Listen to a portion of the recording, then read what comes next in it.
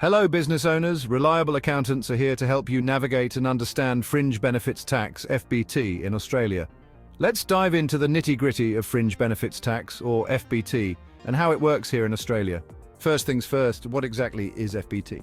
Simply put, Fringe Benefits Tax is a tax that employers pay on certain benefits they provide to their employees, including their families or associates, as a reward for their services. These benefits aren't part of the regular salary or wages, but are still considered part of an employee's compensation package. So, what counts as a fringe benefit?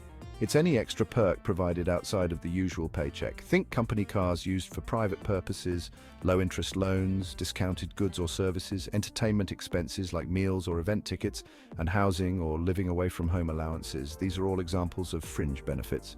Now, who receives these benefits? Typically, it's the employees or their associates, like family members. They're part of the overall remuneration package. But who foots the bill for FBT? That would be you, the employer. Even though the employee enjoys the benefit, the tax liability lands on your shoulders. How much FBT do you actually pay? FBT is calculated on the grossed-up taxable value of the fringe benefit.